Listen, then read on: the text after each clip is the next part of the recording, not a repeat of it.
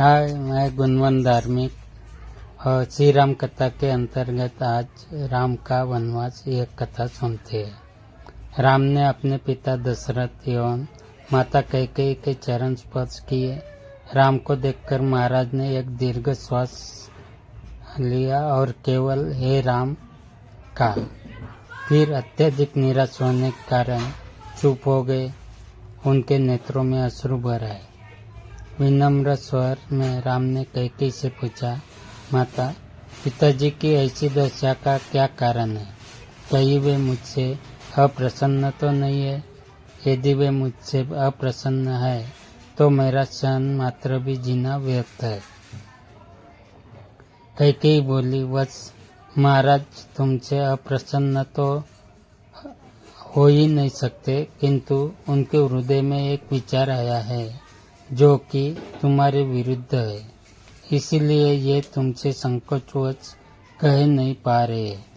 देवासुर संग्राम के समय इन्होंने मुझे 2 वर देने का वचन दिया था। अवसर पाकर आज मैंने इनसे वो दोनों वर मांग लिए। अब तुम्हारे पिता को अपनी प्रतिज्ञा का निर्वाह करने के लिए तुम्हारी सहायता की आवश्यकता है। यदि तुम प्रतिज्ञा करोगे कि जो कुछ मैं कहूँगी उसका तुम अवश्य पालन करोगे तो मैं तुम्हें उन वरदानों से अवगत करा सकती हूँ।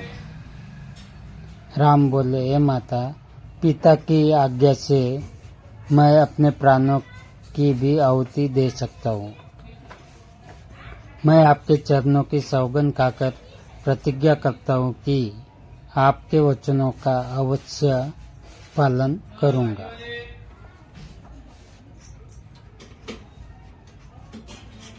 राम की प्रतिज्ञा से संतुष्ट होकर कैकेयी ने कहा, वत्स, मैंने पहले वर्ष से भरत के लिए अयोध्या का राज्य और दूसरे से तुम्हारे लिए 14 वर्ष का वनवास मांगा है।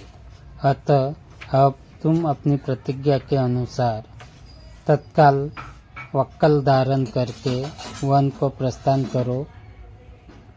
तुम्हारे मोह के कारण ही महाराज दुखी हो रहे हैं, इसीलिए तुम्हारे वन को प्रस्थान के पश्चात ही भरत का राज्याभिषेक होगा। मुझे पूर्ण विश्वास है कि तुम अपनी प्रतिज्ञा का पालन करके अपने पिता को पाप रूपी सागर से अवश्य मुक्ति दिलाओगे।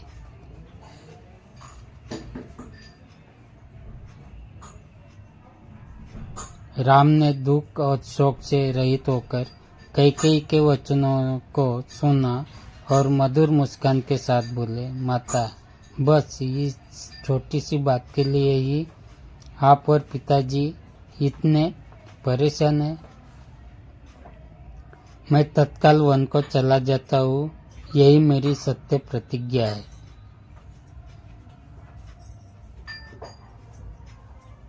महाराज दशरथ राम और कैकेयी के इस संवाद को सुन रहे थे। इसे सुनकर वे एक बार फिर मूर्छित हो गए। राम ने मूर्छित पिता और कैकेयी के चरणों के मस्तक नवाया और चुपचाप उस प्रकोष्ठ से बाहर चले गए।